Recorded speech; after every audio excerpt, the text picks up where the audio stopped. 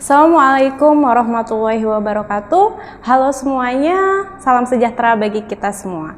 Pada kesempatan kali ini bersama saya Nuriza Ulul Azmi di mata kuliah Farmakologi Dasar Fakultas Farmasi Universitas Indonesia akan mempelajari mengenai topik kedua.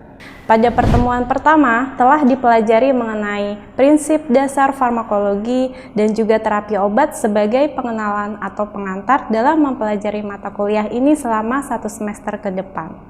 Di pertemuan kedua kali ini bersama-sama kita akan mempelajari topik perkuliahan yaitu farmakokinetika obat yang akan mempelajari tentang absorpsi, distribusi, metabolisme, dan juga eliminasi obat. Capaian pembelajaran mata kuliah pada materi kali ini adalah mahasiswa mampu memahami prinsip-prinsip farmakologi dengan bahan kajian yaitu farmakokinetika obat yang terdiri dari absorpsi, distribusi, metabolisme, dan eliminasi. Mari kita membahas terkait dengan farmakokinetika obat. Jadi biasanya farmakokinetika obat itu akan selalu disandingkan dengan farmakodinamika. Lalu apa perbedaan antara keduanya ini? Kalau kita lihat untuk farmakokinetika adalah bagaimana respon tubuh terhadap obat yang masuk. Sedangkan farmakodinamika adalah kebalikannya, yaitu bagaimana obat bekerja di dalam tubuh kita. Nah, kali ini kita akan fokus terkait dengan farmakokinetika. Jadi pada farmakokinetika obat terdapat 4 proses utama yang terlibat, yaitu yang pertama adalah absorpsi, di mana obat dari pertama kali diberikan ke tubuh kemudian menuju ke plasma. Kemudian yang kedua adalah distribusi, di mana obat tersebut akan terdistribusi ke cairan interstisial dan juga interseluler. Dan selanjutnya adalah proses metabolisme. Di sini obat akan dibiotransformasi menjadi beberapa produk baru yang disebut dengan metabolit obat tersebut. Dan yang terakhir adalah eliminasi. Obat dan metabolitnya akan dieliminasi dari tubuh dalam urin, empedu, ataupun feses. Keempat proses utama dari farmakokinetika tersebut akan menentukan kecepatan onset dari aksi obat, intensitas dari efek obat, dan juga durasi dari aksi obat. Hal ini berguna bagi petugas medis untuk mendesain dan menyesuaikan regimen pengobatan, rute administrasi, jumlah dan frekuensi tiap dosis, dan juga durasi dari pengobatan. Nah, kemudian kita masuk ke absorpsi obat. Absorpsi obat ini merupakan suatu perpindahan obat atau transfer obat dari lokasi pemberian obat ke aliran darah melalui salah satu dari beberapa mekanisme yang ada. Hal ini dipengaruhi oleh karakteristik dari obat itu sendiri dan juga rute pemberian yang diberikan, bisa melalui intravena, oral, dan juga rute-rute lainnya. Lalu bagaimana pengaruhnya ketika obat diberikan secara intravena dan juga dengan rute-rute lainnya? Nah, kemudian untuk pertanyaan selanjutnya juga absorpsi obat ini juga dipengaruhi oleh beberapa faktor. Lalu faktor-faktor apa saja yang dapat mempengaruhi absorpsi obat? Berikut merupakan mekanisme dari absorpsi obat. Terdapat beberapa mekanisme seperti yang terlihat pada gambar di atas, kita bisa lihat yaitu ada difusi secara pasif, kemudian difusi terfasilitasi, transport aktif, dan juga endositosis. Nah, kemudian kita lanjut ke distribusi. Untuk distribusi itu merupakan suatu proses di mana obat secara reversibel akan meninggalkan aliran darah dan kemudian masuk ke interstisium atau cairan ekstraseluler yang kemudian nanti akan menuju ke sel-sel jaringan. Nah, untuk penghantaran obat dari plasma menuju interstisium itu dipengaruhi oleh beberapa faktor seperti blood flow, permeabilitas kapiler, ikatan obat dengan protein plasma dan jaringan, serta volume distribusi.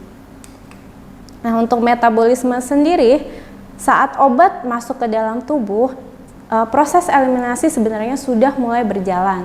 Ada 3 rute utama yang terlibat, yaitu metabolisme melalui hati, kemudian eliminasi dalam empedu, dan juga eliminasi dalam urin. Ketiga rute utama tersebut dapat menyebabkan konsentrasi plasma obat menurun secara eksponensial. Metabolisme akan menghasilkan suatu produk atau metabolit dengan peningkatan polaritas sehingga obat dapat dieliminasi. Nah, dalam mempelajari metabolisme kita juga akan mengenal istilah drug clearance, yaitu drug clearance ini dapat mengestimasi jumlah obat yang dibersihkan dari tubuh per unit waktu. Dengan rumus seperti terlihat pada slide, yaitu CL sama dengan 0,693 dikali volume distribusi per waktu paruh. Oke, pada proses metabolisme obat ini akan dibiotransformasi. Nah, untuk reaksi metabolisme terdapat dua fase, yaitu fase pertama dan juga fase kedua. Pada fase pertama, obat nanti akan diaktifasi atau bisa juga diubah dalam bentuk yang tidak teraktivasi dan juga dalam bentuk utuhnya. Proses pada fase pertama ini yaitu melibatkan oksidasi, reduksi, dan juga hidrolisis. Kemudian pada fase kedua, produk ini akan terkonjugasi, umumnya itu dalam bentuk inaktif.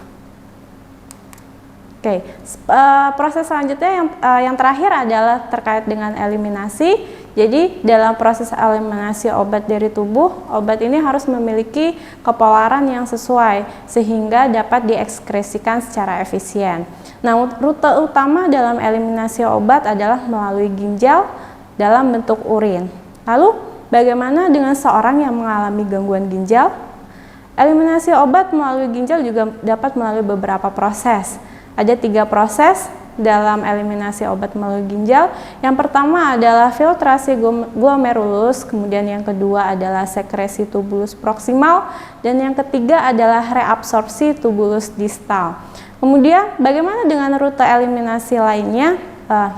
Kalian dapat mempelajari terkait dengan farmakokinetika obat ini lebih mendalam lagi melalui beberapa referensi yang bisa kalian cari.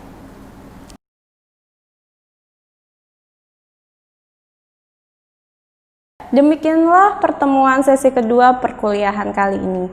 Dengan mempelajari konsep farmakokinetika obat, diharapkan semua mahasiswa dapat berdiskusi dalam kelompoknya masing-masing untuk dapat memperdalam materi kedua ini. Setiap mahasiswa dapat berdiskusi melalui berbagai referensi dan saling memberikan informasi untuk mendapatkan pendalaman konsep terkait farmakokinetika obat dalam mata kuliah farmakologi dasar ini. Setelah pertemuan ini, diharapkan mahasiswa mampu memahami prinsip-prinsip farmakologi, terutama tentang farmakokinetika obat terkait dengan absorpsi, distribusi, metabolisme, dan juga eliminasi. Pada pertemuan berikutnya, kita akan memasuki materi tentang penentuan dosis dan juga rute pemberian obat. Terima kasih atas perhatian selama mengikuti perkuliahan sesi kedua ini. Sampai bertemu lagi di sesi berikutnya. Salam sejahtera untuk kita semua. Wassalamualaikum warahmatullahi wabarakatuh.